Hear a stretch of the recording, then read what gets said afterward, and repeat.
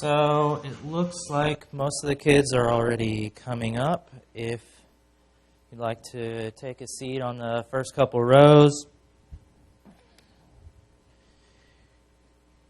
This is primarily directed toward our younger members here, but for the rest of you as well, since you're here already, you know.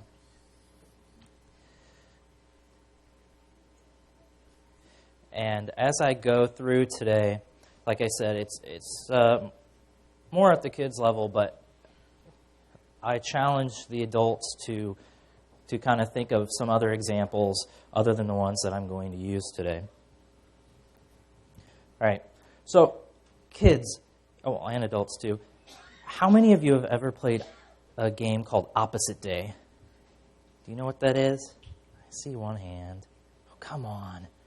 Okay, there's a few more. So Opposite Day, for those of you who are still young at heart, Opposite Day is where yes means no and no means yes and up is down. And so you say, hey, Mom, can I have ice cream for breakfast? And of course she says no, like Mom should. And you say, yes, it's Opposite Day. So that means that I can. So I'm thinking right now it must be Opposite Day because I'm up here instead of sitting down there, and the kids are up in the front row instead of back in Sabbath school. So we're starting out on the right foot today. And the thing is, though, is that maybe you didn't know, but it's not just kids that like to play Opposite Day, play with opposites. God likes to play with opposites. In fact, in a way, every day is Opposite Day. Now, right now you're probably thinking, what? What is he talking about? So, let me tell you. The point is that sometimes spiritual reality is opposite of the physical reality. Or maybe a better way to put that is that God's way is sometimes exactly the opposite of the way that the world works. What they're going to tell you works. And maybe what you even think, the first thought that comes to your head, you think something might work. Sometimes God tells you to do just the opposite. And it's not just because he doesn't want you to have any fun, of course. It's because he knows that it's not going to work. So we'll talk about that a little bit today. And I'm going to give you a couple examples. The Bible is full of examples of this. There are so many that I don't have even the time to begin to give you all of them, because it's not like I can open my Bible and read all of them right here and right now. So I'm just going to give you a couple. And the first is that the world is going to tell you that you need more. You've got to get more. You've got to take it however you can get it. Get rich. Buy a ton of stuff. You'll be happy if you have a lot of stuff. And by all means, don't share it with anyone. It's yours. You worked hard for it. Keep it. Hoard it. But what does God say? What does God say? Does anyone know what God says about that? Why don't we start over here? Can you use the microphone, honey? Oh, is it on? One more time. She's saying that you should share with others, and that's right. Do I have one more person? Yeah, go ahead and tell me, and I'll. Yeah, Ian. The complete opposite. Yeah, you're learning fast. All right, so, yeah, he tells you the complete opposite, and that is, if you want to get more, give more. If you want to be blessed, you have to be generous to other people. And how many of you have heard this? Jesus said it's more blessed to give than to receive. Hands? How many have heard that? Yeah, most of you, I think all of you back here, right, if you read your Bibles. But what does that mean? Why is it more blessed to give than it is to receive? I mean, everyone wants stuff, right? I want stuff. It's not bad to have stuff. Things can make you happy sometimes. Maybe not permanently, but... So, God inspired King Solomon to write something down in the Bible, in the book of Proverbs. For those of you taking notes, this is chapter 11, verses 24 through 26, and this is kind of a paraphrase from the NIV. This is a little bit more understandable. And here's what it says. It says, one person gives freely, yet he gains even more. But another withholds unduly, that is, more than he should. But he comes to poverty. He becomes poor. A generous person will prosper. They're going to do well. Whoever refreshes others will be refreshed himself. People curse. That is, they're going to wish bad things on the one who hoards. Someone's keeping things back that he could give. But they pray God's blessing on the one who is willing to sell. So there's a time of need, and people need something, and rather than saying, no, this is mine, he's willing to give it or to sell it. There's nothing wrong with getting some profit in your business. So that's why God says it's more blessed to give. He can bless you more. Other people are going to bless you. They're going to be happy with you. That's the first one. That to give more, or to get more, you want to give more. You're not to take more, and that's what the world's going to tell you. The second thing that the world is going to tell you is that if you want to be great, you want to be a leader, you have to get others to do what you say. You have to be able to boss people around. You have to get other people to do what you want them to do and to serve you. Look at me. You need to do what I tell you to do because I'm in charge. That's what the world says. Well, what does God say? Do we have a microphone? Okay. Right here. All right, let's see if it works this time. If you want somebody to help you should ask politely. Oh, yeah. Being polite is definitely huge. Anyone else? One more? Hear from someone who I haven't heard from. Jonas? You should never ever take something when you haven't asked. Yeah, that's right. That's true. I think I have time for one more. Hannah?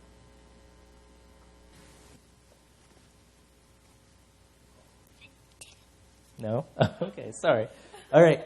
Well, what God says is that to be great, you need to serve other people, not have them serve you. You know, when Jesus was on the earth, even his disciples had this argument. Maybe you've read this in the Gospels. They had this argument about who's next to Jesus. Of course, he's in charge, but under him, who's number two? Who's the most important? Who's the greatest one of us disciples? And they had this argument. It seems like often. But Jesus, of course, Jesus caught them. He heard them. He knew what was going on. And what do you think he said when he heard them arguing about who's going to be, who's the greatest among them? Okay, Gloria? I haven't heard from you today. She actually said it, but I don't think the mic Okay. Can you speak up? God. There you go. She got it this time. That was loud. Thank you. So, he could have said, this is probably what the world would have said. They would have said something like, well, it's going to be Peter. He's bold. He speaks his mind. He commands obedience. That's not what he told them. He told them something else. And that's in Matthew chapter 20, starting in verse 25. What he did say is this. He said, he gathered them together and he said, "You know that the rulers of the world lord it over them," as in they boss them around and they act like they're better than other people. "And their high officials exercise authority over them. They tell people what to do. But it won't be so among you, his disciples, or Christians, anyone who wants to follow Jesus Christ. Instead, whoever wants to become great among you must become your servant. And whoever wants to be first must be your slave." Now, those are some pretty harsh words. That's exactly the opposite from what the world is going to tell you. And why did he say that? I mean, that's pretty different, you know?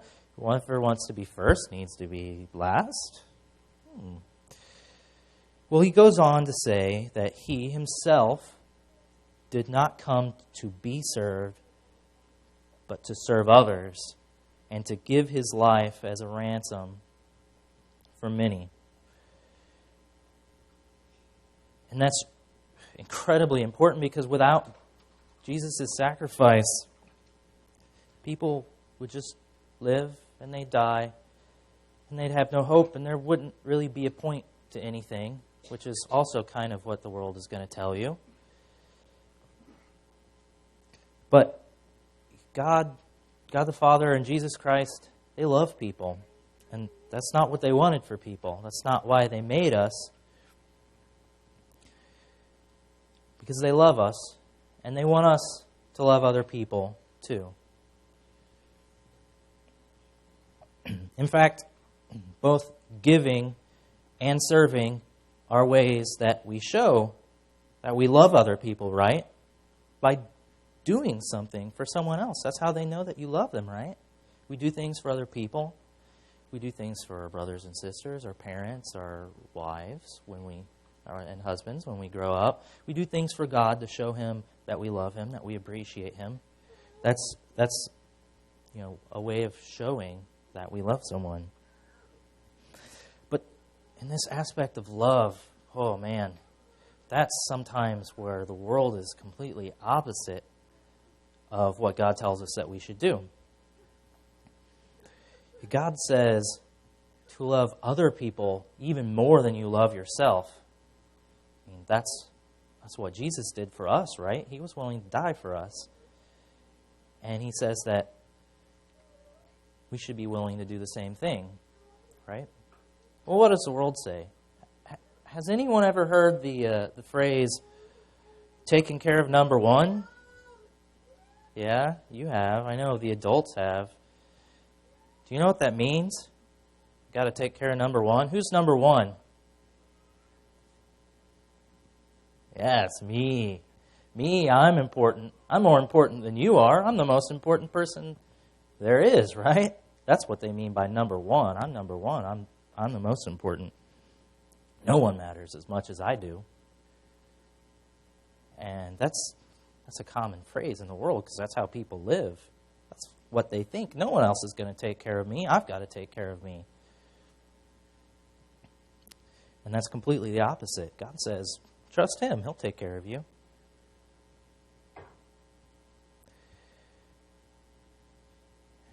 And now back to kind of where I started out. Why does God say this? Give. Don't be obsessed with get. Serve. Don't have other people serve you. Why does He say that? Well, He knows that way doesn't work.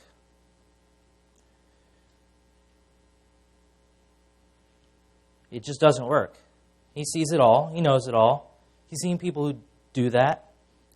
Satan tried that. It doesn't work. The world's way makes people mean, greedy, They're untrusting. Everyone's out for themselves. But the opposite is God's way. God's way makes people kind and loving and caring and giving and honest and trustworthy and helpful.